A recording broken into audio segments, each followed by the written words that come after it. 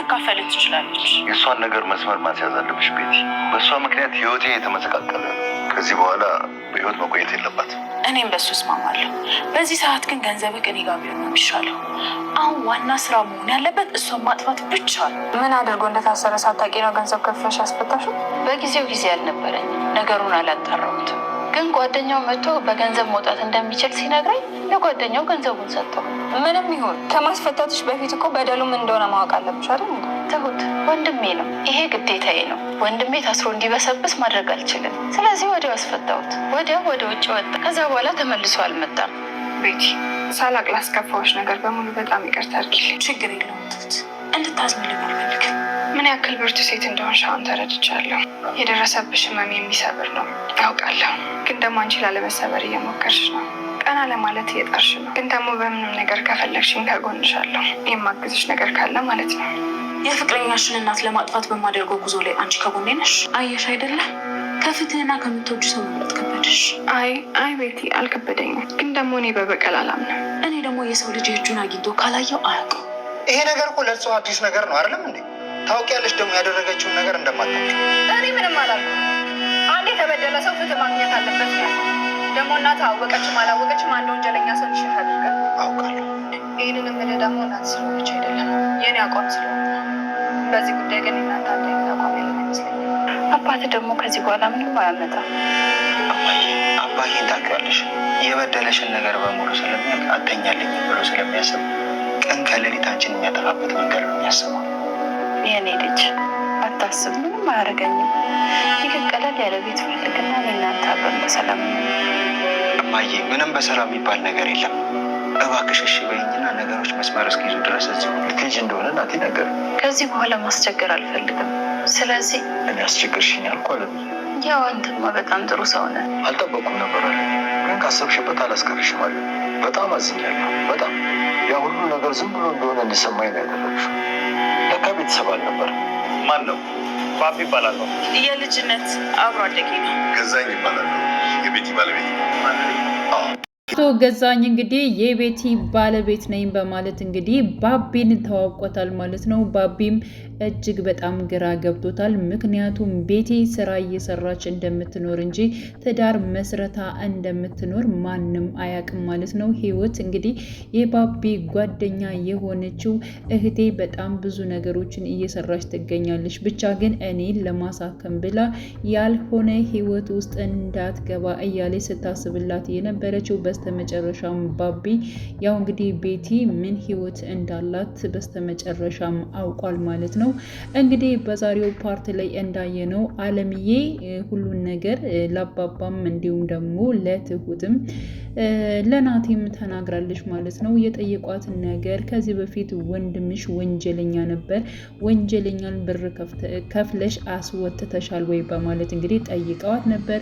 እሷም ደግሞ አዎ ወንድሜን ከእስር ቤት አስወጥቸዋለሁ፣ ግን ደግሞ ወዲያውኑ እንደወጣ ከሀገር ነው የወጣው በማለት ከእስር ቤት እንደወጣ ወደ ሀገር እንደወጣ ነው የተናገረችው። ከዛ በኋላ ግን ስለ ወንድሜ ምንም አይነት ነገር ተጠርቶም ሆነ ተነስቶም አያውቅም።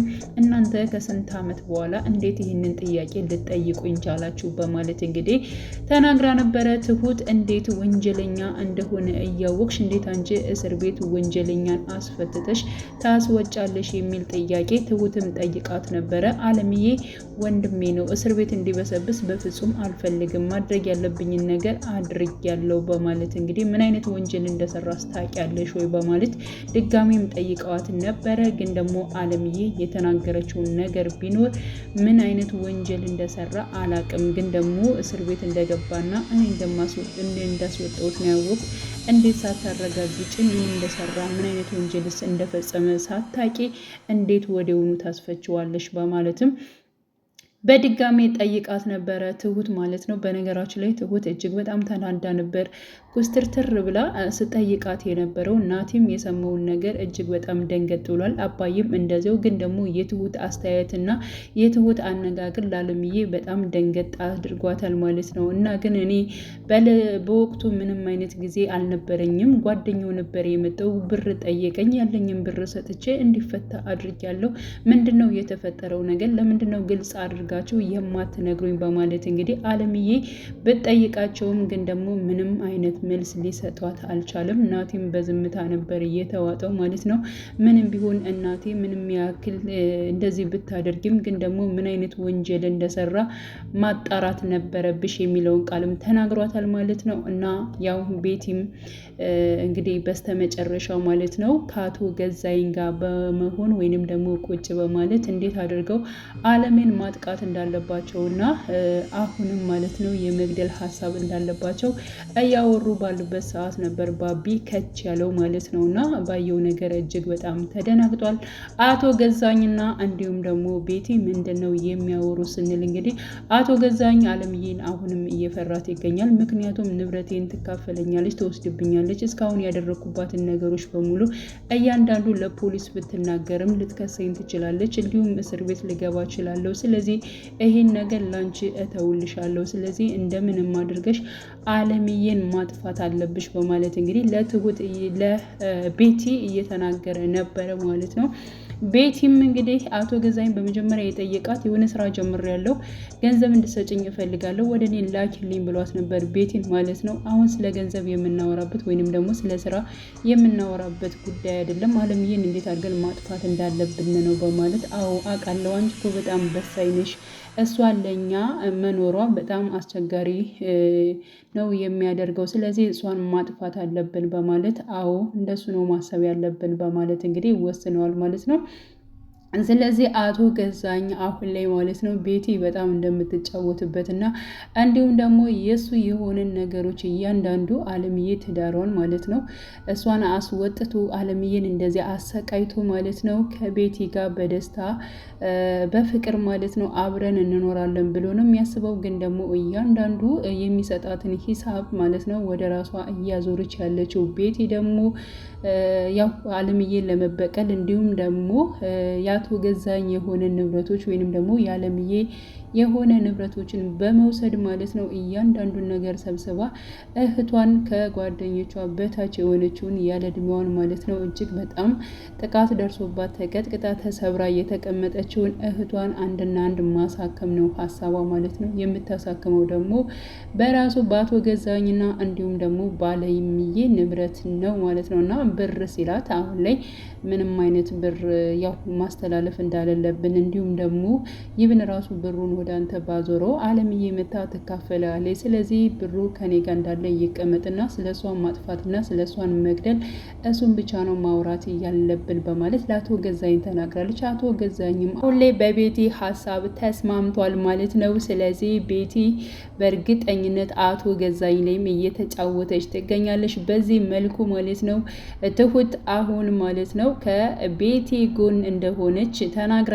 ሲቀጥልም ምንም ነገር ስፈልጊ አለውልሽ፣ ከጎንሽ ነኝ፣ አንቺ እጅግ በጣም ጠንካራና ጀግና ሴት ነሽ በማለት እንግዲህ በጣም ብዙ ነገሮችን አሳልፈሻል በማለት ስለ ቤቲ ጥንካሬና ጀግንነትም እንደዚሁ ትሁት ስትናገር ነበረ ማለት ነው። እና በፈለግሽበት ሰዓት ከጎንሽ ነው፣ የምትፈልጊውን ነገሮች በሙሉ ጠይቄኝ በማለት እንግዲህ ለቤቲ ጥያቄ አቅርባላት ነበር። ቤቲ ደግሞ እጅግ በጣም አመሰግናለሁ፣ ግን ደግሞ እኔ ምንም አይነት እርዳታ አልፈልግም የሚል መልስ ነበር የሰጠቻት ማለት ነው። እሺ ችግር የለውም ቤትዬ፣ ግን ደግሞ እጅግ በጣም ጠንካራና ጀግና እንደሆንሽ ልንገርሽ ብዬ ነው። ሲቀጥል ደግሞ እስከ ዛሬ እያንዳንዱ ነገር ላስቀየምኩሽ፣ ላስቸገርኩሽ እያንዳንዱ ቃላቶቼ በሙሉ በጣም ይቅርታ በማለት እንግዲህ በድጋሚ ቤቲን ይቅርታ ጠይቃታለች ማለት ነው። እኔ ይቅርታሽ ምንም ነገር አያደርግልኝም፣ ግን ደግሞ ከጎንሽ ነኝ ስላልሽኝ እጅግ በጣም አመሰግናለሁ። ከጎኔ ሆነሽ ማሳየት ያለብሽ አሁን እኔ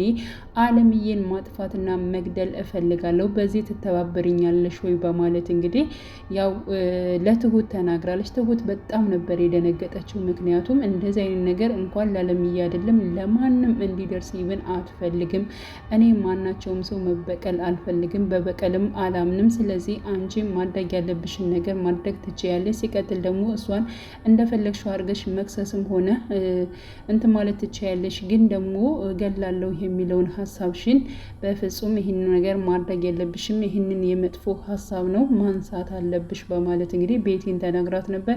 እኮ ለዚህ እኮ ነው እኔ የሚያግዘኝም ሆነ ምንም የሚለኝ ነገር አልፈልግም፣ ስለዚህ ውጭልኝ በማለት እንግዲህ ትሁትንም ከቤት አስወጥታታለች ማለት ነው። ከክላሱ አስወጥታታለች። ሲቀጥል ደግሞ ናቲ አሁን ላይ እጅግ በጣም ግራ ገብቶታል። ምክንያቱም እንግዲህ አንደኛ አለምዬ እናቱ ነች፣ ምንም ብትሆን ምንም እናት ነች ማለት ነው። ምንም ያክል ጥፋት ብሰራም ግን ደግሞ አለምዬ ያደረገችው ነገር በወቅቱ ልክ ነች ብዬ ነው የማስበው።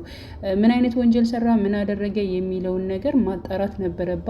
ግን ደግሞ እንደዚህ አይነት ነገሮችን አንዳንዴ ፍርድ ማለት ነው የሚጓደሉ ነገሮችን ማንም የሚያደርገው ነገር እያደረገ ያለው ነው መሆን አለበት መሆን የለበትም። ግን ደግሞ አብዛኛው ሰው ማለት ነው እንደዚህ ገንዘብ በመክፈልና ገና ሀብታም ስለሆነ በገንዘቡ ማለት ነው በጣም ብዙ ወንጀሎችን ሰርቶ ወጥቶ የሚንጎራድር ሰው እንዳለ ያው ማሳየ ነው ባጭሩ ድራማው ማለት ነው። እና ሕግ መጓደል የለበትም በግድ ማለት ነው።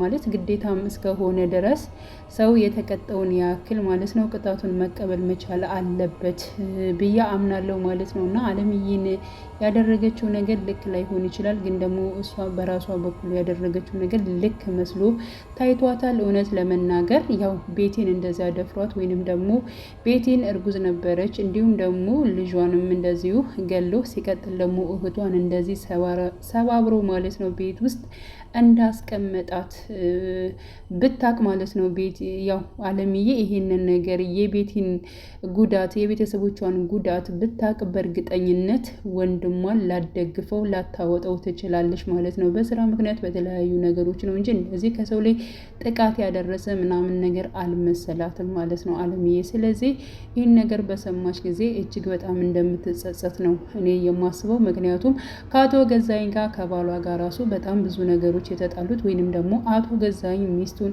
አለምዬን ማለት ነው በአንድ ክላስ ውስጥ 2 ዓመት ከ6 ወር ሊያስራት ወይንም ደግሞ ሊያሰቃያት የቻለው ጠንካራና ጀግና ሰራተኛ ስለሆነች እንዲሁም ደግሞ ከሱ በላይ ከወንድ በላይ ጀግና ሴት በመሆን ማለት ነው በጣም ብዙ ድርጅቶችን በመመስረት ስትሰራ በሀቅ ማለት ነው ስትሰራ የነበረች ነች። አቶ ገዛኝ ደግሞ ያልሆኑ ስራዎችን ወይንም ደግሞ የሰው ልጅ ሊጎዳ የሚችለውን አሊያም ደግሞ ቀናት ያለፈበትን በመድኃኒት በማንጣት ያከፋፈለ እንስራ ብሎ ሲጠይቃት እሷ ግን መስራት እንዳልፈለገች እና እንዲሁም ደግሞ በሀቅ መስራት እንደምትፈልግ እውነተኛ ስራ መስራት እንደምትፈልግ እንጂ የተጨማለቀ ስራ መስራት እንደማትፈልግ ማንንም ሰው ቢሆን ለገንዘብ ብላ መጉዳት እንደማትፈልግ ነው እንግዲህ የአለምዬን ጥንካሬዋንና ጀግንነቷን በመጀመሪያ እያየ ነው ማለት ነው። ስለዚህ አሁን ላይ ማለት ነው ያደረገችው ነገር ከዛ አንጻር አይተው ነው እንጂ ሰውን ለመጉዳት ወይንም ደግሞ የተጎዳ ሰው በእሷ ወንድም በዚህ ልክ የከፈውና እንደዚሁም ደግሞ በዚህ መልኩ የተጎዳ ያለ ስለ አልመሰላት ነው ማለት ነው። ስለዚህ ከነናቲ በላይ ወይንም ደግሞ ከትሁት በላይ ይህን ነገር ስትሰማ እጅግ በጣም የምትጎዳውና የምትበሳጨው ባደረገችው ነገር የምትጸጸተው ራሷ አለምዬ ነች ብዬ ነው የማስበው ማለት ነው። ስለዚህ አሁን ናቲ እንግዲህ ትሁት በጣም ተቀይራለች። ልታናግረኝም ራሱ አልፈለገችም። በቃ እናቴ እኮ ሳታውቅ ነው ይሄን ነገር ያደረገችው፣ እባክሽን ትሁት ተረጅኝ እያለ እንግዲህ እየመጣ ሲያናግራት ነበር። ትሁትም ምንም ይሁን ምንም እናት ወንጀለኛን አስፈትታለች፣ ቤቲም ተበድላለች እንደምታያት ነው በማለት እንግዲህ ስለዚህ እኔ መቼም ቢሆን አቋሜ ከመጀመሪያውም ጀምሮ ከእውነት ጋር ነው የምቆመው።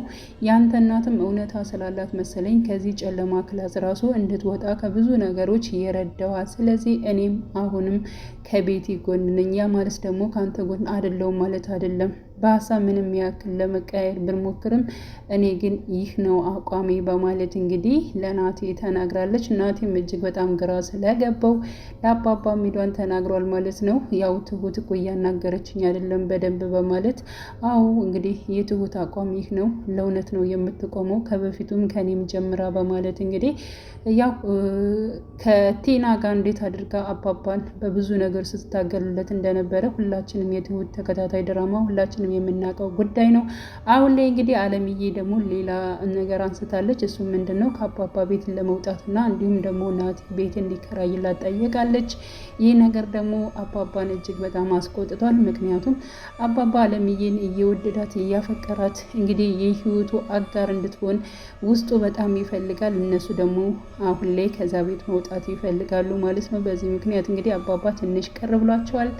እውነት ከዛ ቤት ትወጣለች አለምዬ ወይንስ ደግሞ አትወጣም የሚለውን ቀጣይ ፓርት ሁላችንም አብረን የምናይ ይሆናል።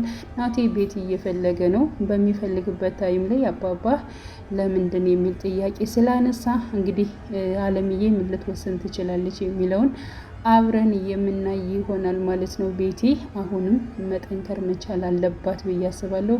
እህቷንም ማሳታት